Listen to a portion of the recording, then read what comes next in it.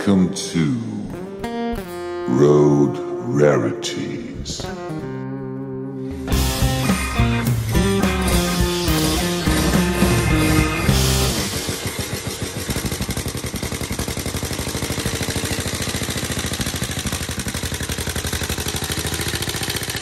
Ich bin der Furtner Hubert, bin Kfz-Mechaniker, Meister, schon sehr viele Jahrzehnte und tue mich mit den Motorrädern befassen seit über 60 Jahren. Dies ist die älteste aus meinem Fuhrpark, eine Triumph, 500 Kubik, genau gesagt 476 Kubik, aus dem Jahre 1908. Das ist noch ein Fahrzeug, das noch getriebelos ist. Zu dieser Zeit war das Getriebe noch nicht erfunden. Das heißt, der Antrieb erfolgt mittels Lederriemen direkt von der Kurbelwelle auf das Hinterrad. Genau dieselbe Maschine, also dieser Typ, hat 1908 die Isle of Man gewonnen. Ja, hervorragend. 1907 war das erste Mal Isle of Man und da ist die Triumph zweiter und dritter Platz gewesen. 1908 war sie Sieger. Zu der Maschine, es hat 476 Kubik, ist ein Seitenventiler, man sagt in der Fachsprache ein seitengesteuerter Motor, Einzylinder, hat eine Verlustschmierung, das heißt, ein Teil vom Kraftstofftank ist Öltank, das ist innen abgeteilt, die Kammer, und das Öl, das der Motor kriegt, verbrennt er mit. Der Motor besitzt dann noch keine Ölpumpe.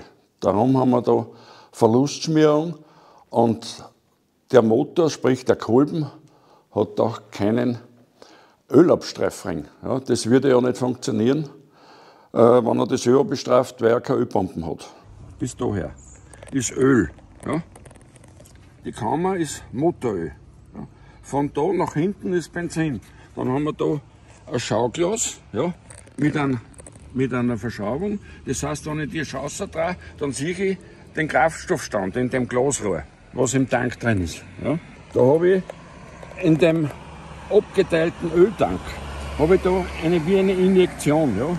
Ich ziehe das hoch, so hoch, dann füllt sich das innen wie eine Injektion so mit Öl. Ja.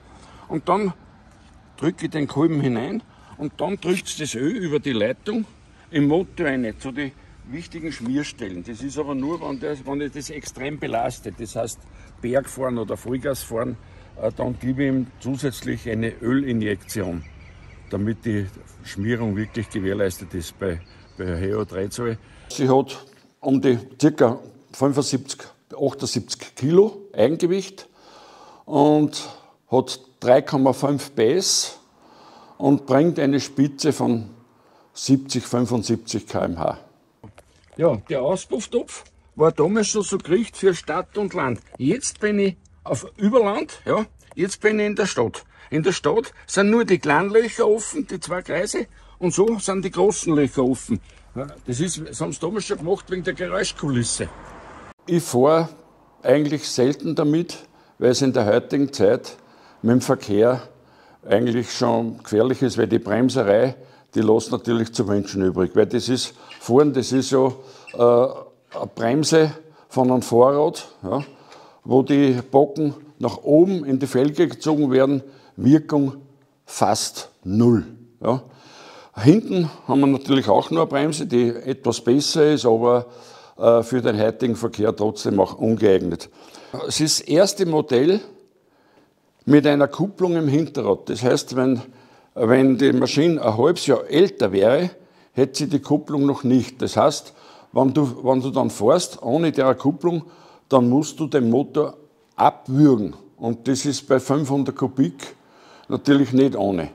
So habe ich die Chance über das Pedal da rechts, dass ich zumindest den Kraftfluss trenne, weil die Kupplung sitzt im Hinterrad in der Narbe.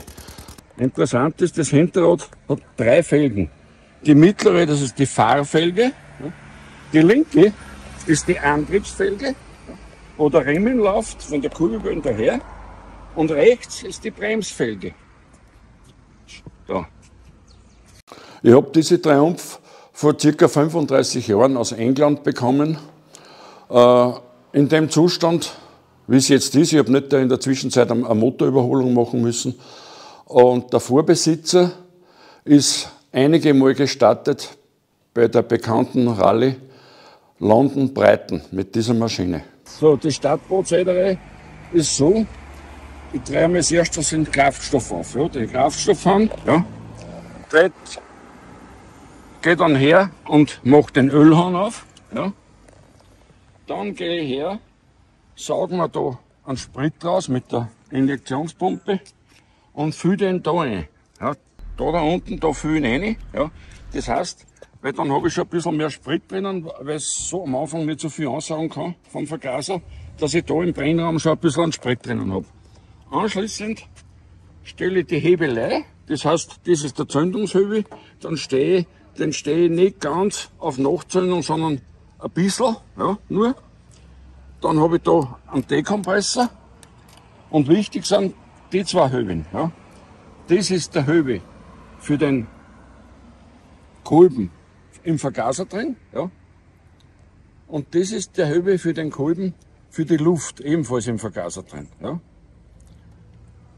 Und die zwei müssen im Verhältnis richtig stehen, damit das Gemisch passt, im vollen Zustand oder beim Starten, sonst springt es nicht an. Ja. Aber das ist dann Erfahrungswerte, wenn man öfter fährt damit, dann ist ja das kein Thema, das weiß man ja dann nicht.